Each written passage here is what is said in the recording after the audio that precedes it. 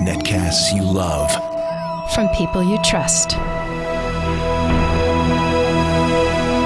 This is Twit. Bandwidth for FourCast is provided by Cachefly at CACHEFLY.com. This episode of FourCast is brought to you by Squarespace.com, the fast and easy way to publish a high-quality website or blog. For a free 14-day trial, go to squarespace.com/forecast. What sort of future do you think we're heading for? How will we live as we slip into the 21st century?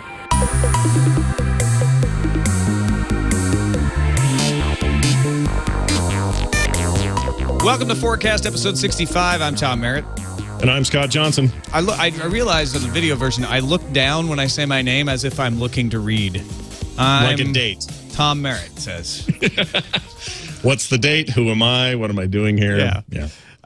This is the show where we predict all possible futures over the course. That's what I've heard. I've heard that about the show. If you've listened to 65 episodes now, you will have heard 65 alternate futures. I'm pretty impressed with the number, dude. 65 is a lot, and that's a lot of predictions. And surprisingly, we've had less overlap of predictions than I predicted, which also didn't come true. We need a wiki. We do. Why isn't someone doing that right now? Someone is. Joining us to do the predictings today in studio. It's nice to have an in-studio guest, Glenn Rubenstein, writer, director, journalist, reviewer of video games, leveler of DC Universe online characters. Good to have you, man. Thank you. It's good to be back. And also joining us from Utah, right like across Salt Lake City from you, Scott. Randall Bennett, tech pundit, journalist, creator of Tech V, among many other things, countless to name. How you doing? It's good to have you on the show. Thanks for joining us, man. Hey, no problem. Good to be on the show. So, Glenn, have you met Randall before? No, we have not Randall, met. Glenn, Randall. Howdy. Glenn, good to meet you. Nice to meet you as well. You both have sufficiently vague introductory titles. That's always good, I find. Stuff at some point. I think you guys understand each other. All right, let's start with a prediction from a listener. This one comes from Rinus, or Rinbrand, in the chat room. He says, "Hey, Tom and Scott, I'm just starting to listen to Podcast 63 and should probably wait before sending this email to see if you address this, but what the heck? This is more of a comment on a prediction, but can be seen as a prediction itself. The whole nanite replicator general prediction is always a popular one, but I can already see where this technology will die. The first person who scans in a $100 bill and replicates it will basically make this technology banned until our governments move on from the monetary system, which I also predict won't happen until after at least one bloody revolution." Yeah, see, a lot of our predictions is there's always this unknown factor of people who will game the system, who will mess with it, who will hack it or whatever. And this is kind of another example of that. I think we would, hopefully, if we got to the point that this technology existed, it would become very clear. And this is why I think I predicted a few shows ago, we would never see this tech come to light if anyone had anything to say about it.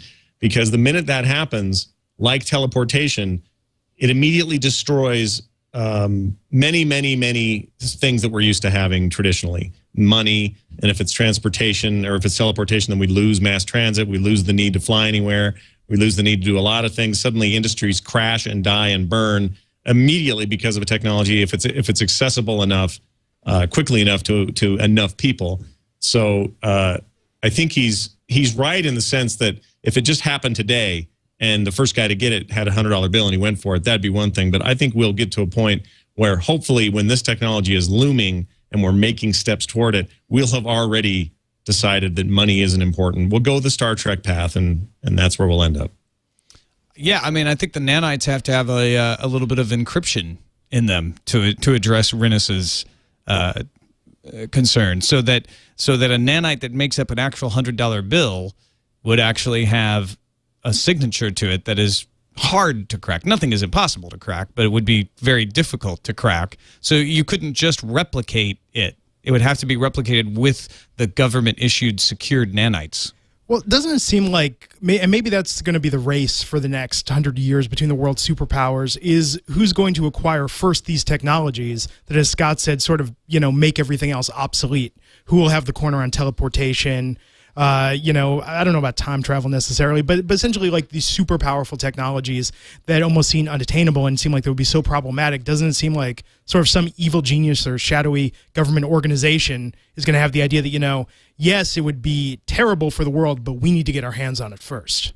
Sometimes I think for that sure. systems like this, they don't. I don't know if you look at like copyright. That's a good example.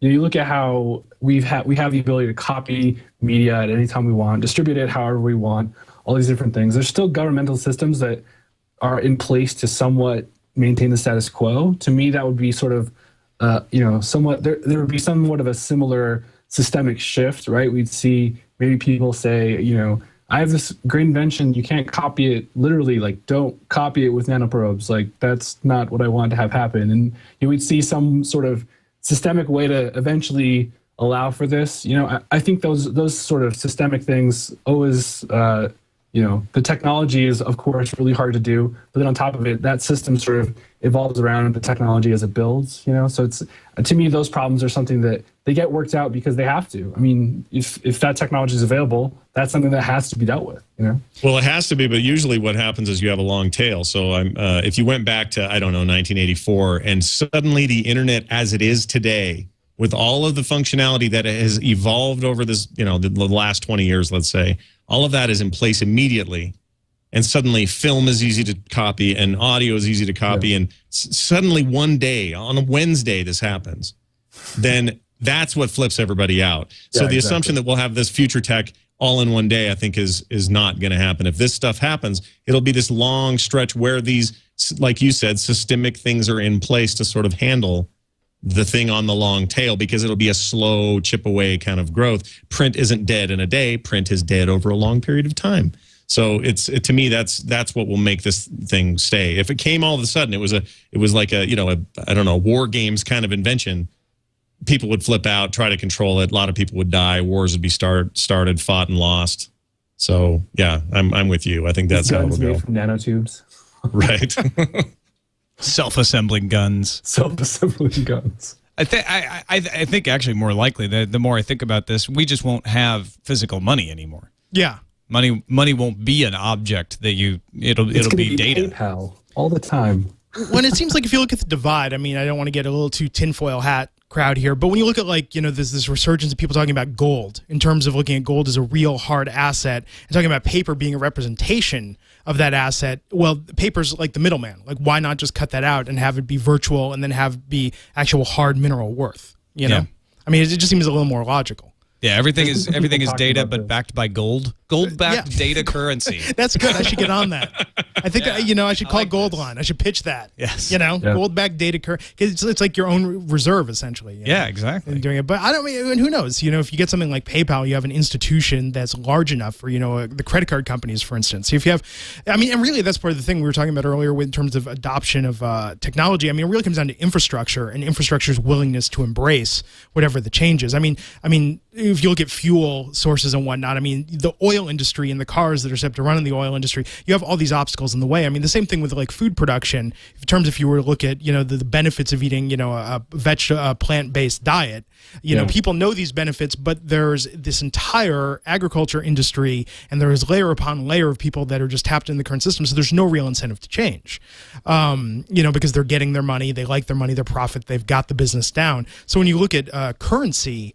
that's where it gets interesting, because credit card companies have they almost become big enough of middleman that when you're talking about transactions going through that, I don't know, maybe there is some potential. Yeah, I think the problem is you're still rooted in a government currency. And last year I went to this conference called The Future of Money, and there were companies kind of debating this idea that Linden Labs kind of was one of the first people on the scene with this idea of a currency that has differentiated exchange rates across different countries, and eventually it all turns into the same currency, right?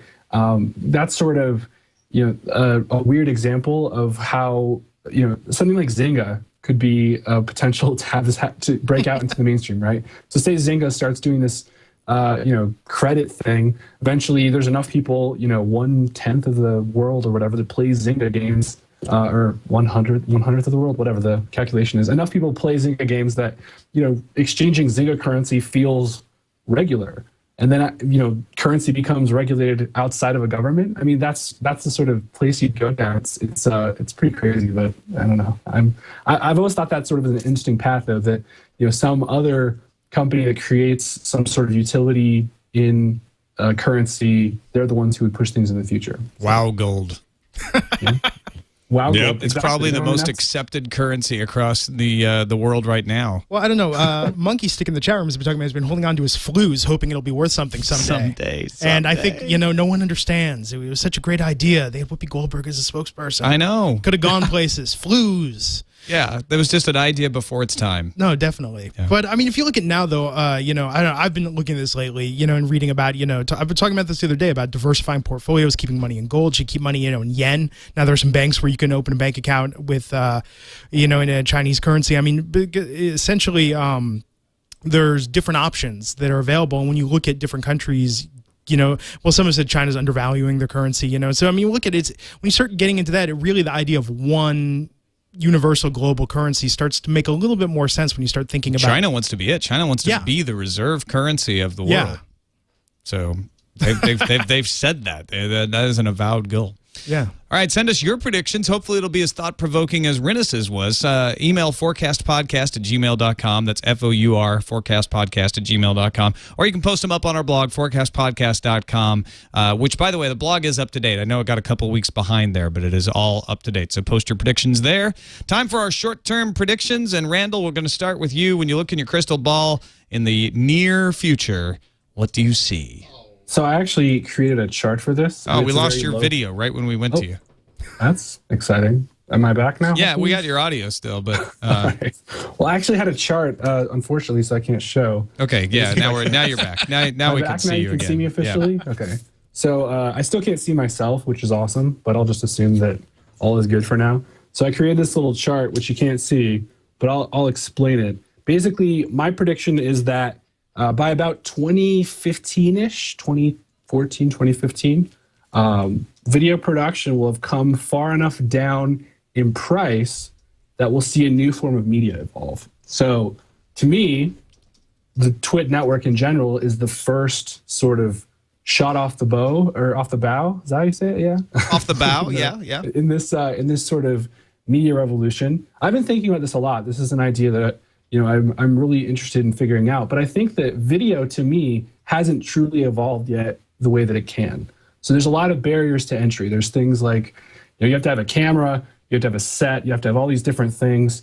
One of the things that I see on the horizon is DSLRs have come down in price quite a bit, right? You could get a Canon T2i Rebel for about $750, including the kit lens, which is not exactly stellar, but that thing records video and it looks pretty good.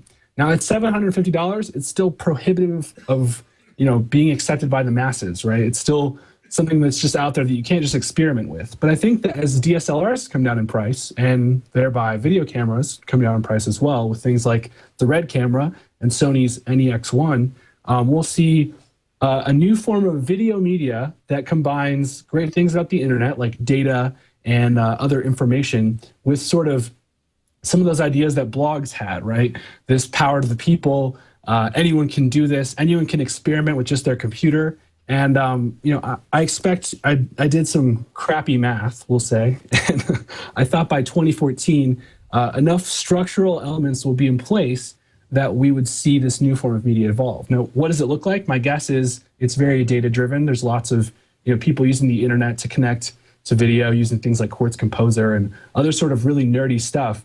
But more to the point, anyone could have a TV quality broadcast, much like Twit. Twit to me is, a TV caliber broadcast.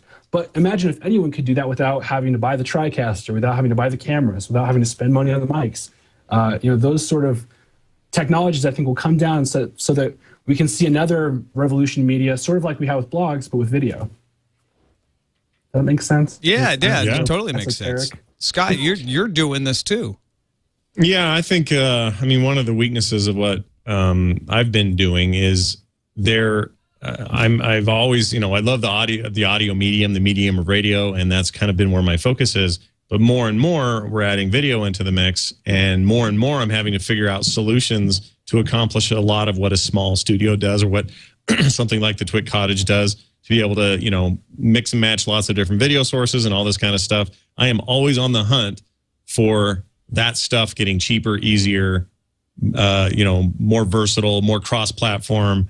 And you see it happen every day. There's some new apps up on the Apple Mac store that are pretty sweet and really affordable that do a lot of this kind of switching for you. So there's ways for that to happen. But I also think a really important part of this, Randall, is internet infrastructure getting to a point where that is less and less of an issue, or less and less of a consideration, and more of a just, let it happen. I'm reminded of like email in the late 90s was always just a little janky, a little screwy, didn't always work. Stuff would get lost. Spam became a problem. It just seemed like this cool thing that kind of worked.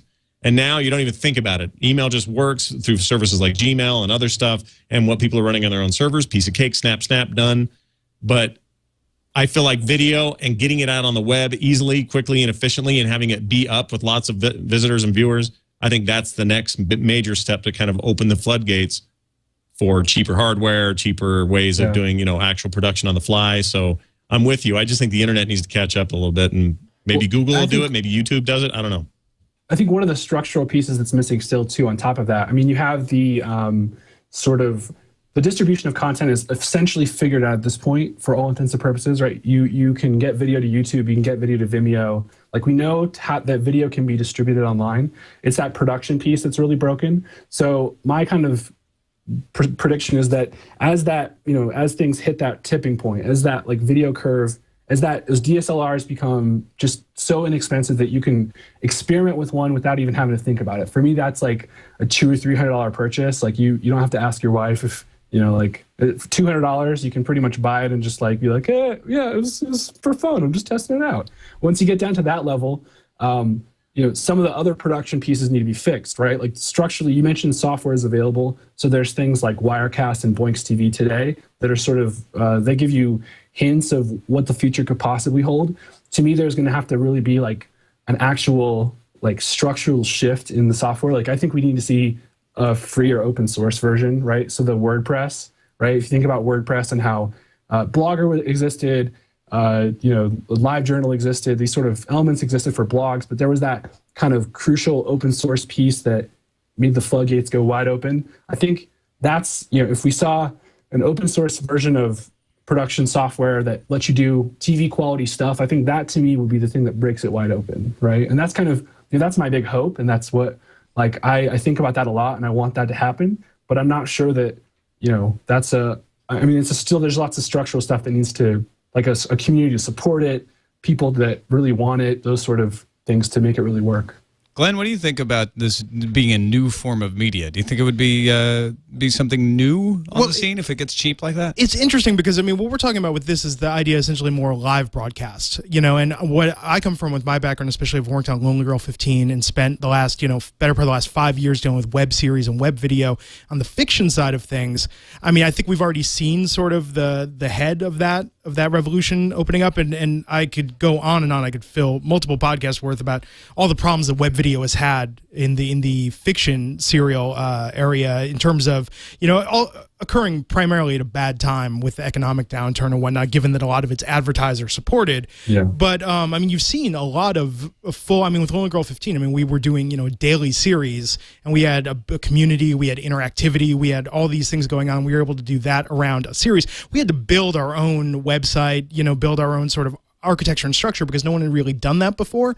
And I think since then there's been a lot of shows that have tried to do that, but it hasn't really emerged, I think, as strong of a medium as some people would like. So I think with live broadcasts, so it's interesting now to see that really becoming more of a force. And I think it is going there in the coming years. But now if you were to look at, obviously with what Twit has been able to do, and then you're seeing other high profile, these video networks starting up. So I do see that as sort of the evolution. But yeah, I think from a production point of view, it's going to be a matter of getting the cost low enough. But then secondly, is there enough of an audience to support, hundreds of these style networks? And more importantly, are there enough advertisers to really underwrite it? Because I think that allows something to really carry on.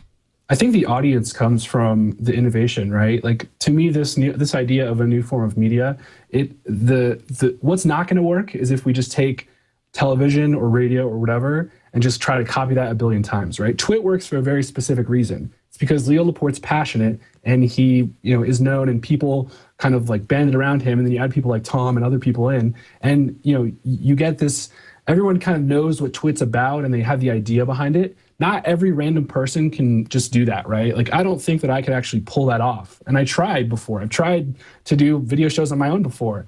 And when you take what is just being done on TV and you try to replicate it on the web, I think that's where you run into problems. Like Lonely Girl 15 to me was so revolutionary in that it wasn't it was a fictionalized serial thing, but like it didn't feel like, Scrubs or Friends or something. It felt like a whole different thing. And to me, that's where this new form of media will really get the audience share and the advertisers, is if they can, if we can figure out some way to maybe it means the page is more interactive, right? Like maybe stuff on the page shifts around with the video, or maybe it's the audience interaction. It's the way that, you create a server that can listen to the audience, and rather than just have a chat room, people can vote on stuff, and maybe the questions can pop up and down. I mean, those are sort of my guesses and what I'm kind of experimenting with. But I think the real kind of, oh my gosh moment is when that superstar who didn't have access to media before figures out one unique thing. And then, for me, it was Peter Rojas and Gizmodo and Engadget. Like,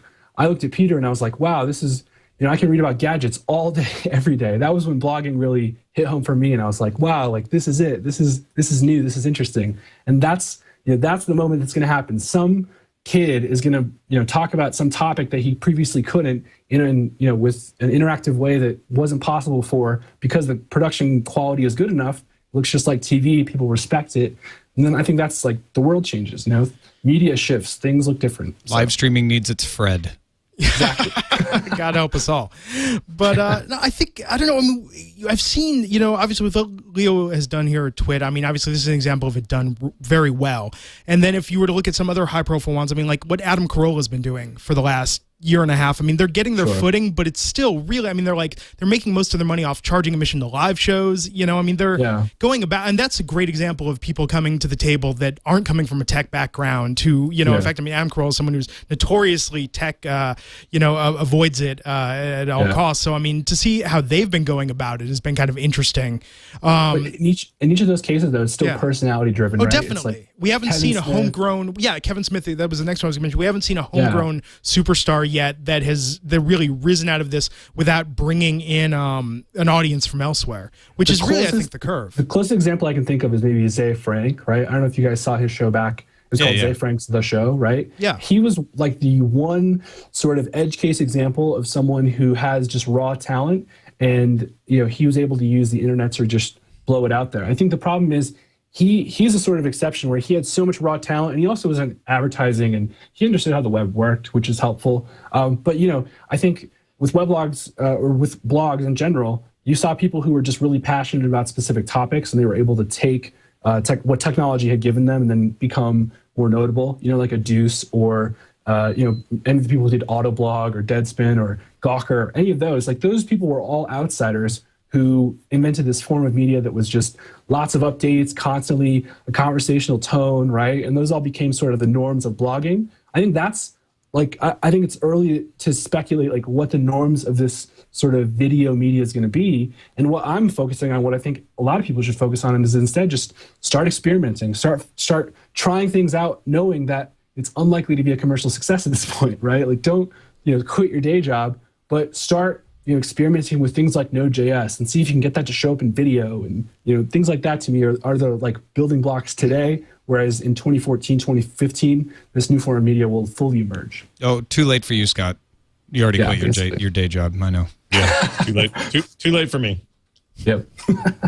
All right, let's move over to Glenn. Your short-term prediction, things you think will happen sooner than later. What do you got? Well, it's to build off of what we were just talking about. I actually think that within the next 10 years, we're going to see content creators, because of the way television has gone in recent years, where now you're seeing that live TV has such an emphasis, because that's the stuff you can't really DVR, like reality, cheaply done stuff is a big segment of television. But then on the other hand, you have this, I mean, TV has been on such a streak for the last 10 years in terms of quality, with it really being a creator-controlled medium and doing these very strong productions. I think that we're going to start to see a hybrid emerge, and I predict within the next 10 years, you're going to actually see some shows that, in order to ramp up their monetization, are actually going to have some sort of split window where, if there's a new season of Breaking Bad that comes out and the premiere is on a Sunday, that after that premiere of the first episode, the season's going to continue to air in subsequent Sundays, or you're also going to have the option to buy the DVD at the start of the season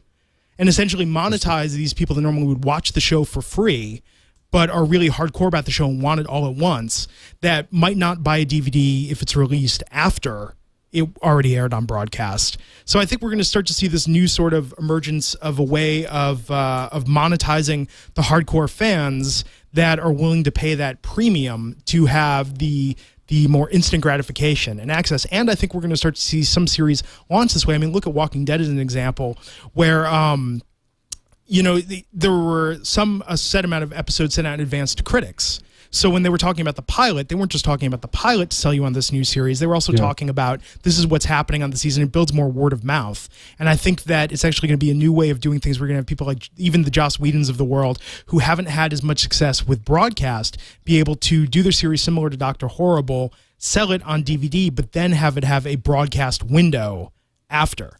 Sort of a new hybrid way to monetize the rabid audience, as it were. This apply to movies as well. Like if I go see Avatar 2, I can walk out of either see the movie and walk out and buy the DVD or the Blu-ray, or some kind of code to get the digital version online. See, I think or even skip that altogether. Yeah. They've tried that so far, but it's been with lower profile films. And I think because of piracy, I don't think it's going to be as much with movies. I think with TV, though, I think there's something inherent about it where it kind of works. I mean, I know you guys were talking about frame rate a few weeks back about the idea of, wouldn't it be great if we just had new episodes year round, but we only saw them every 3 weeks or a month? Mm-hmm. It's kind of similar to that, the idea that, you're going to be able to do these productions for shows that might not do as well in terms of audience, but making more of the audience that they have.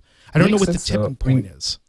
It shows that might be on the bubble, right? Like you think about an Arrested Development, you think of like, I probably would have paid when that show came out just because I thought it was so funny. And I mean, even now, this series Archer, I don't know if you guys have seen it on FX. It's an animated show. I think it's probably one of the funniest shows I've seen in a long time. And I'm like, I want to watch this all the time. I think it's hilarious. I would totally pay $20 right now if I could see the next 6 episodes. And if there were 1 million people that felt that way. It would finance, like, even if it's not 1 million people, even if it's less than 1 million people, if it's, if it's $20 and if you could make like $500,000, that could actually finance future episodes, right? You could use that as a method to... one of the problems that you see right now, and this is already a problem with shows you're talking about, is we have distribution methods to get those shows outside of the normal TV medium, but they're so afraid to do it either day and date or beforehand that I can't even get. Like if I want to watch Archer on, let's say, iTunes, I have to wait a day.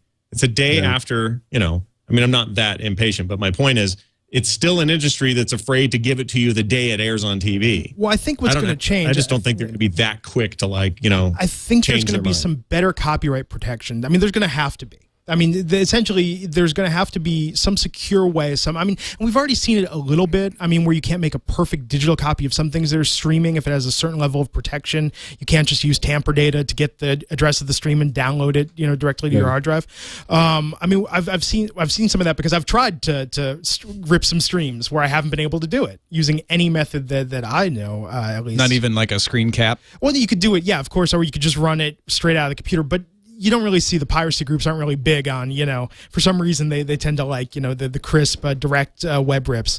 Not that I download those things or I would ever, You have no idea what the piracy scene. Yeah, people doing such a thing. Yeah, but no, I think there's going to have to be some better protections, essentially, to make it happen as far as digital goes, because piracy would ruin it if there was a whole season available. I don't know that piracy would ruin it, and I don't think you're going to have digital protections that are going to be good enough, because it only takes one, even a screen capture to undermine the whole thing. But I think people that you're talking about who are really into the show want to have it right away are not going to want to wait for it to show up in a screen cap on BitTorrent. They want to have it. The idea of like, I'm going to have the object, the collectible, because, the first objection I can hear a lot of people saying, well, optical disc, people are just going to want to download it. But you're talking about going straight to the hardcore fan, and to them it's like you're not just getting an optical disc, you're getting an object, and it's going to have pictures in it and maybe a little fold out booklet, and you're going to have a thing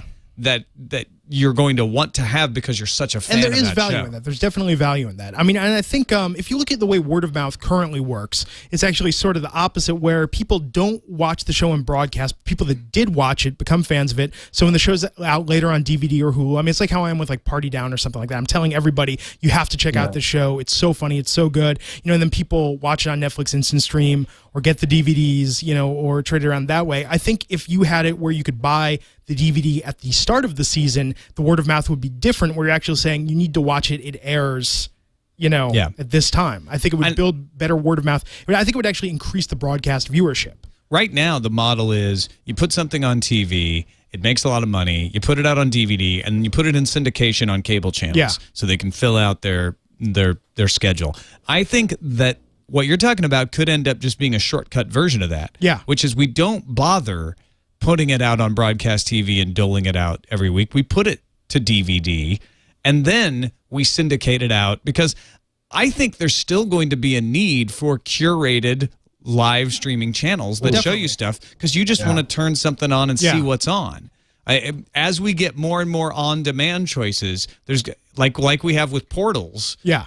Everybody's going to want that sort of like, wait, now there's too many on-demands. I don't know what's on when. I just want to see some sci-fi. And so I'm going to start the sci-fi stream website. When there's an audience, there's always going to be an audience for broadcast. I mean, that definitely. And I think that, you know, it just becomes another piece of the revenue, you know, in terms of syndication. I mean, looking now like with what IFC has been doing, you know, showing like the Larry Sanders Show and Undeclared and Freaks and Geeks, shows that have been on DVD, you know, in various forms to various extents over the last 10 years. The hardcore audience for those shows has already seen them to death. Yet IFC is now making a big deal with that, like Mr. Show. But there's still value in that. There's still and value I can't tell how many times I've had a movie channel show a movie, and I get sucked in and start watching that I have on DVD. Oh, yeah. But I'm still watching it on the movie channel because that's just the situation, you know, I happen to get sucked into. I came downstairs one day. My brother was watching Dazed and Confused, and he's sitting there watching it with commercials. I'm like, Jeff, we have this on DVD. He's like, you know, I like to feel like I'm watching it with other people when they're watching it. I was just like, there's some sort of simple logic in that, you know, that definitely I love makes that movie. sense. Yeah, no, it's great. Great movie. Let's move on to our long-term predictions. These are the more in 100 years we'll all be in flying cars sorts of predictions. And Glenn, will stick with you in your longer view. What do you see? Well, let's see. In 100 years, I'll be 134 years old. And I hope, you know... Are you just going to predict your longevity? Yes. Well, that's how I think of everything. Because I think of it as the future. It's like, well, I'll be, you know, X years old. That's always the first way I always seem to comes to me. No, I think, you know, lately I've been really encouraged and, dare I say, I'm slightly optimistic about the recent news about cryogenic preservation and the advancements that have been made in that field recently. Ever since, that's a subject that has fascinated me ever since I think I was probably 10 or 11. There was an episode of LA Law about a guy who wanted his head frozen when he died. And I remember at the time that concept just blowing my mind. That, you know, you could essentially preserve yourself to be thought out in the future. But now with this newer advancements that have been made in terms of the idea that we're going to be able to essentially, you know, grow our own organs, freeze our own organs, and preserve them. And so essentially the idea that we could be alive in 100 years, maybe not with the same hardware, but carry on. I think something like that is just the ultimate in terms of promise that the future holds. I mean, above and beyond that, it's so weird to think about, because think about like 100 years ago. I mean, we had motion pictures, there was music, you know, there were all these things. So the idea that the arts will still continue, but the technology will advance. It's interesting to think about, you know, if we look at what the last 30 years is, and then to picture what the next 100 years will be in terms of technology's impact. It's really hard to even fathom what that would be. So we're going to be our own organ farms? I think so. I think so. I like the idea of that. I think that there's your own heart transplant. Yeah, no, there's something nice about the idea of, you know, being able to essentially breed your own body parts out of stem cells and, you know, freeze them and have them waiting around if need be. And then freeze yourself if, you know, you get to a point where technology can no longer help you.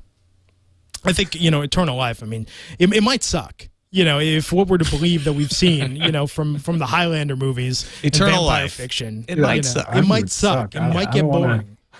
You know, I'm scared of like being lost in your own brain and thinking. I mean, of course, you'll continue to progress and understand all this knowledge, but then I just feel like you'll get bored. You'll be like, man, I can't like go skateboard. Well, I guess maybe at that point you could go skateboarding again and regrow your own bones or whatever. Or I don't know. The reason that old people don't want to live to be 130 is because by the time they're that old, nothing works anymore. Yeah. Like their exactly. brains are rattled and their heads don't work and their bodies don't work, and so they don't want to hang around. But if we had ways of preserving the quality of those organs, specifically the brain, sure, 134 sounds great. Yeah, and I think, and it could be terrible. And spoiler alert for a 10-year-old movie, or it could be like Vanilla Sky. And you're lost in your own brain, and nothing makes sense anymore. And Kurt Russell's there, and it's all very weird. Before the Deus Ex Machina explains everything. But seriously, though, I think that I'll tell you the thing that would actually suck the worst is imagine that they figure this all out, right? But they figure it all out about 10 years after you die. And just thinking, man, and I just made it a little longer. Yeah, I've had the idea for a story called "The Last Person to Die," and it's the story of they finally figure out the singularity and they figure all this stuff out in the organ transplant, and who is that last person who dies? Oh, that would in be the full awful. Knowledge that they're like, yeah, tomorrow we bring it all online, and that's actually a fantastic idea. Yeah. That's like Twilight Zone level of just ironic tragedy. Right. But I mean, and when you think about it, maybe that's the argument. By the way, how people talk about all the things we should do to make sure that we and some people say, oh, I don't want to live to be 80 or 90. That sounds like those last 10 years. I think I can skip. I'm just going to run my body into the ground and go out, while the getting's good. Maybe that's the argument to essentially for longevity is that that last 10 years could be the difference between eternal life and replacing it all, or essentially missing out on the opportunity. All right, let's move over to you, Randall. You've got a fridge full of clones to help you make it into your long-term prediction. So we're going to assume you'll be alive for it. What do you got? Yeah, my long-term prediction, I'd say, is maybe more of like a 50-year prediction, and it might even be faster than that, assuming how fast technology kind of evolves. It sort of ties the two things I'm most, I think about that I love about technology and I love about my iPhone. One of them is contextual awareness and then access to information at all times. And how this kind of ties together is some sort of Wi-Fi-like connection that you plug into your brain, right? So this whole idea of like the brain, the matrix like thing in the back of your brain, but something that you're able to attach and you say, oh, now I'm plugged into the mainframe or whatever you want to say. But then as you walk places, I love Microsoft had this research video a while back where they, someone had a phone and they're able to drag something from their phone to their wall, right? And I think to me those are the sorts of user interfaces that excite me. So my prediction is some sort of network, and not only the contextual awareness and information following you around, but it's the computer is going to make decisions for you based on what's currently in your brain. So I'm going over to my sister's house this weekend. My car knows exactly how fast it's allowed to drive so that I know exactly when I'm supposed to leave to get there on time, right? Things like that where, the Internet of Things will start this whole revolution, but then having a computer that has access to the memory contents of your brain, that'll sort of bring it home. And to me, that's sort of the techno future, right? The thing that you think about the protests in Egypt and, if you could get any piece of your brain out at any time with everyone being able to completely understand your communication with no filter, and I was able to effectively communicate something to you right away.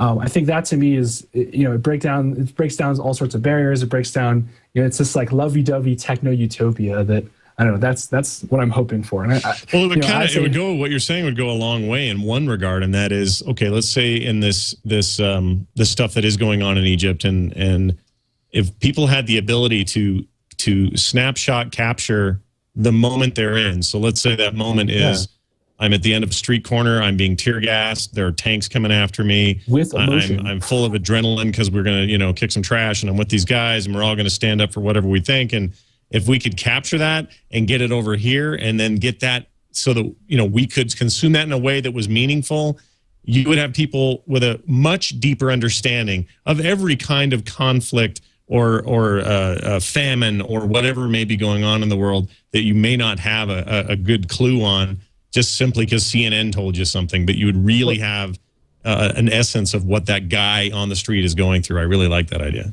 Yeah, and I'm getting my master's degree in communication, and so all I think about right now is just communication topics. And one of the things that we were talking about last week in one of my classes was that, the idea that computer-mediated communication, it has this like low bandwidth, right? It has, you can't share emotion, you can't share feelings, you can't share these things that I think are crucial to how you actually decide whether someone's telling the truth or not. Just as one example of, additional information about communication. To me, that's the stuff that I would love to see this sort of brain implant thing solve. It would be a way for you to actually communicate just like you would an email, but have it be 100% legitimate because someone could tell the frame of mind you were in, right? Or maybe there's ways, of course, people want to figure out the deception and all these other sort of edge cases of people who want to be less scrupulous. Sci-fi novel, just right away. Exactly. The idea of being able to fake. I mean, it kind of reminds me of a similar idea, the movie Strange Days, of the idea of being able to, record and transmit experience and feeling, and it's definitely interesting though. Yeah. Can you hot swap the organs that Glenn's talking about while maintaining your Wi-Fi mind connection? Maybe it just takes a copy of your brain, and then the computer just thinks like you would be thinking with no stimuli, and then it gets reinserted after your brain's like swapped out, right? Sounds like Dollhouse, someone in the chat room said. Yeah. A little exactly. bit. Yeah. Hopefully it won't get canceled. Yeah. Hopefully my body won't get canceled. Your ISP doesn't go out or the government doesn't shut it down. I want my organs to work like a Drobo. I can just pull out that liver and put a new one right on it. All right, we got to take these aren't even the crazy predictions. Our crazy ass predictions segment is coming up, as well as 4 questions, Scott. But we have to tell the fine people about Squarespace.com, the fast and easy way to publish a high-quality website or blog. They are sponsoring us here at FourCast, and we need to welcome them like they deserve, ladies and gentlemen. So if you haven't tried out Squarespace, we implore you, go do it. It's what we use for FourCastPodcast.com, right? Yep, we do. And it works great. All the features you would ever need to run a blog like that are right there. All-inclusive services optimized for both beginners and CSS experts. So you don't have to know anything about websites if you're like, I don't know, sure, I'd love to help, Tom, but I'm not one of these coder types. You don't have to be. You just go in and you start up your website, and they have templates that you can pick from. It's very easy to follow. But if you are one of those coder types, you can get in there and modify the HTML, modify the CSS, make it look exactly the way you want. Hundreds of design templates, modules that you can use to add pictures, add Twitter stuff, add comment threading, all kinds of interesting ways to spice up your blog. And you can even import your current blog. If you have one on WordPress, Blogger, Movable Type, Typepad, any of those, you can bring the data in, and they're committed to data exportability. If you decide not to stay with Squarespace, you can take it back out too. You're not locked in. So try them out today. You get a 14-day free trial. Go to squarespace.com/fourcast. That's FOURCAST. Let Squarespace know that you appreciate their helping to make FourCast possible. Give them a shot. Squarespace.com/fourcast. We thank them for their support. On to the crazy-ass predictions. We are going. Oh yes, I'm going to stick with Randall here to start us off. These are your craziest prediction. Time frame doesn't matter. What do you got? I've been trying to think. Of my craziest predictions all day, and I've been coming up a little bit blank. The only one I'm getting like somewhat close to is that in the year 2000, as Conan O'Brien would say, stuffed animals will be your brothers and sisters, and you won't ever interact with your family. So wait, these would be like autonomous sort of creatures that you would now have, not just as pets. Yeah. You would consider them your family. Do they have feelings? Do they love you? You determine that? Who determines that? Exactly. I think it's a combination of like you determine what your other family members think of the stuffed animals, right? So it's sort of like, if someone's being a jerk, everyone makes their stuffed animals be a jerk back or something. I don't know. Those are the sort of details that I think that get worked out in the future world of stuffed animal family. It's like a Tamagotchi come to life to kill you. Yeah. Yeah. I like the idea that their behavior would be determined by nurturing. Like what style of nurturing you threw in there. If you were abusive and terrible to them, they would, that would be their response back. Do you feel like that'll cut into birth rates, that we'll see a decline in sort of human reproduction? But that's maybe why, right? That's to combat. So for every one person, they just grow the people in labs, and they only grow like one person at a time, and then they just surround them with countless numbers of stuffed animals to socialize them. This is like John Waters meets the Wachowski brothers. Totally. It's a very furry future you're describing. Oh. Yeah. That has got to be one of our crazy assest predictions of crazy ass predictions that we have ever had. Glenn, yeah, it's an oddball for sure. Yeah. Glenn, dare I throw it to you? Oh, God. Okay. Well, not so crazy. I think Yahoo and MySpace will merge to eliminate the redundancy in laying people off. Nice. I think that could happen very well. You know, I mean, why?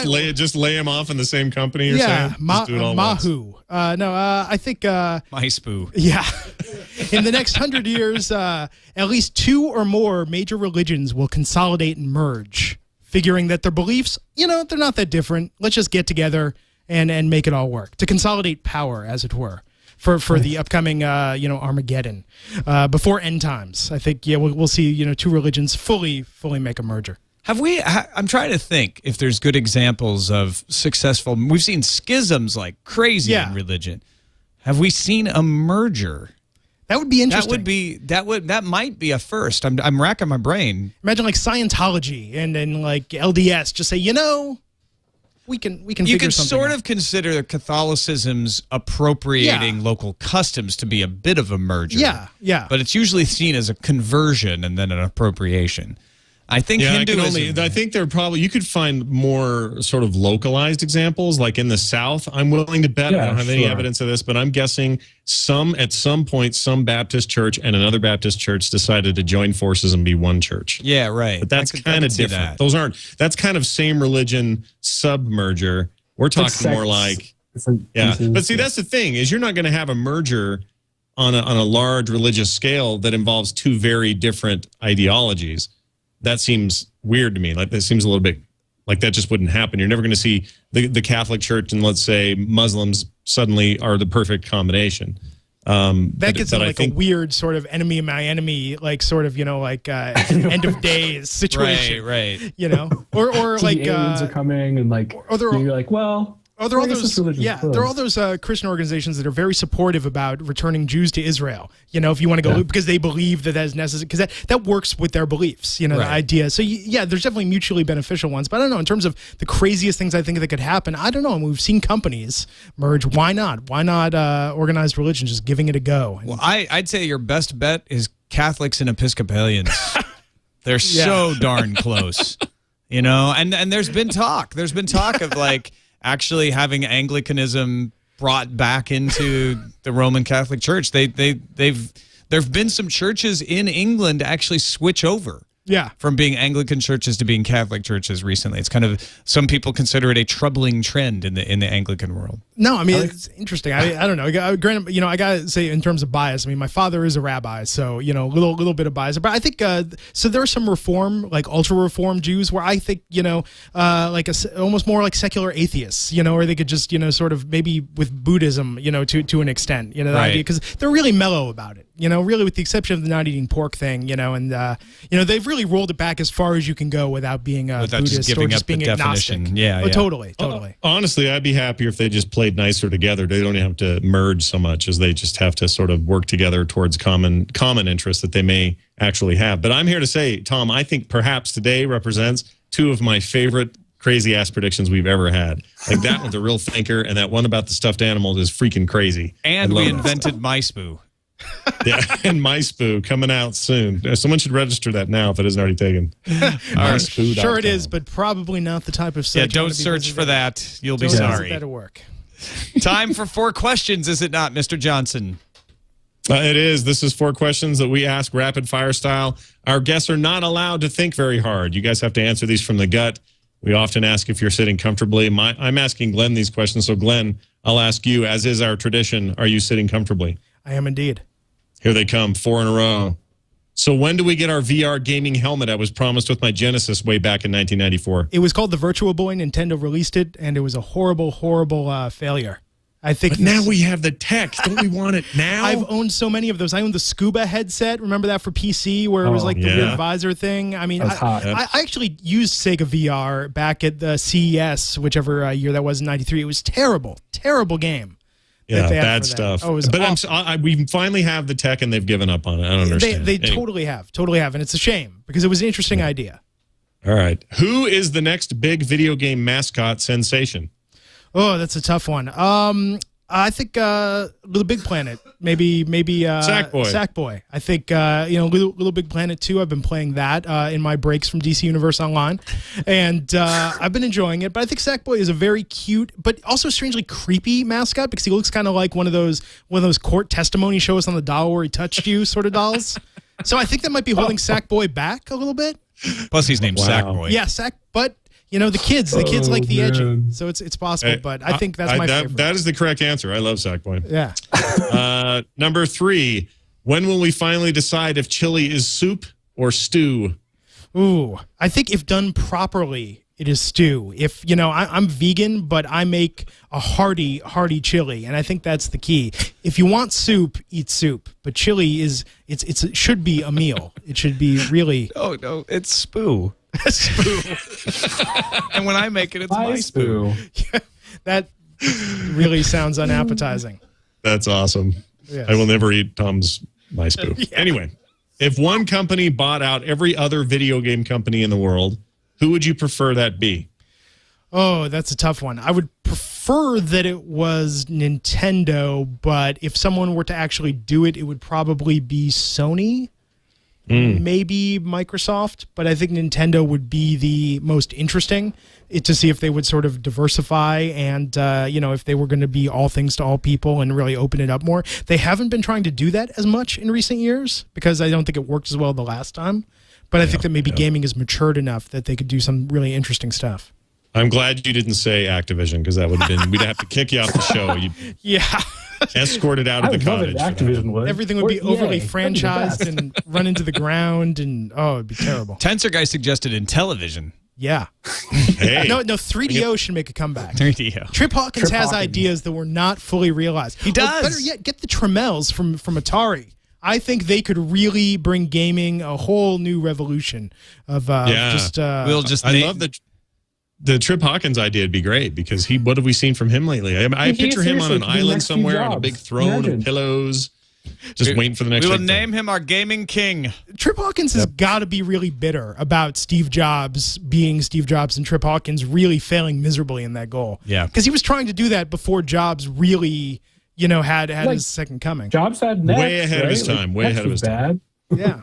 Yeah, Jobs got a second chance at the other company. Now, if Trip Hawkins comes back, if Trip Hawkins had been, brought into EA or something and given it or something, but instead, 3DO was such a weird. That was such a weird system. With I hesitate to even call many of the titles released for it games. Movie things. But and I knew a lot of good companies and good people that worked for companies developing 3DO games, and I like some of the stuff Crystal Dynamics did.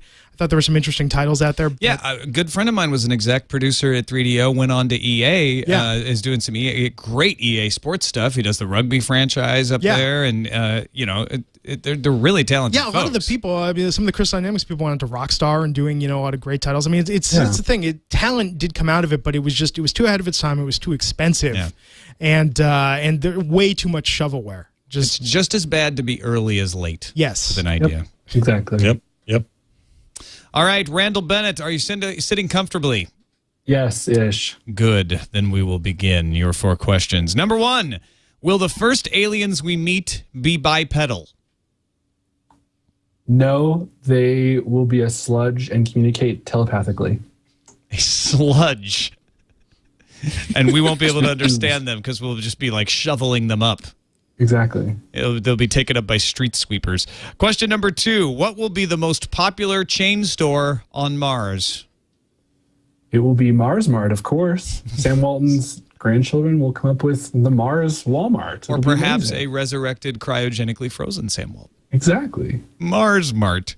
It's obvious. Mars Mart. Now that it's a silly question now that you put it that way. I know. Question number 3. How many years before we have canned gourmet meals that actually taste really good? Trick question, infinity. It will never happen. We will never have canned gourmet meals. No, it will never be good. It will always be awful. Now, replicated meals, a la Star Trek, Yeah. potentially. Okay. But in a can, I don't think it's ever gonna happen. Can I get a good You always replicator at serve it- Mars Mart? Yeah, maybe. Maybe it'll be the best food available on Mars. So that'll be like the only way to defeat that like definition. Known as best food west of Olympus Mons. All right. Question number 4. How many jobs will you have had by 2012? Oh my gosh. Like 600 probably. Uncountable. Also Yeah. an infinite Let's see. question. Really? Hopefully just one. So, Excellent. Yes, I wish you well. Randall is a digital nomad in the truest sense of the word. Lots of people, lots of cool stuff. So, yeah. All right, you have successfully completed 4 questions. Thank you, Randall. Thanks. And we have successfully completed the show, Scott. Oh my gosh, 65 is over. What's left to do in this world? I guess 66? Or no, 67? What is it? What are we, 65, 66? We go right to 67. We're not going to do 66. That'll be the lost episode. I don't know what that'll even cover. 2/3 of the beast. We can't do that. Yeah, this has been great. You guys have been awesome guests. Like I said, the crazy ass is always sometimes a really unknown on this show, and I really, really enjoyed these today. It was really great. Glenn Rubenstein, freelance everything. Let folks know where they can find what you're doing these days. On twitter.com/Glenn Rubenstein. That's where I am lately. All right. Check out where he is in DC Universe Online. Blizzard Man on the No Man's Land server. And Randall Bennett, what are you up to these days? I write for a website called Vid++. It's about video. So if you follow any of that video stuff, it's what I care about right now. Also, I work for a company called Cachefly. We do video platform stuff. And, I'm on Twitter. Randall B on the Twitter if you follow people and do that stuff. So Excellent. Thank you both for being on the show. Thank you. Definitely appreciate it. Scott Johnson, what do we got left before we get out of here? Oh, nothing. I just tell people if they like morning shows and you like good banter between morning hosts, check out my new show every morning except Fridays. So that's Monday through Thursday, 7 a.m. Pacific on the Frog Pants Network at frogpants.com/TMS. They will be sorry or no, they'll be glad they did. I don't think they'll be sorry. They'll be glad. I got to check it out. I haven't actually caught an episode yet because I'm too bleary-eyed. But I just found out it's on at 8. 8 a.m. Pacific. Your time. Yeah. That's not that early. My goal is to get you on sooner than later. Ask a Tech Expert is the segment. Let's make this happen. Oh, who are you going to get on to answer the questions? You. We're going to have you on, man. No, I don't want to do that. I'll get it wrong. All right. Don't forget to leave comments at our website, fourcastpodcast.com, or send us an email to fourcastpodcast@gmail.com. Thanks, everybody. We'll talk to you next time. See ya. But it's only 32 years away. Way.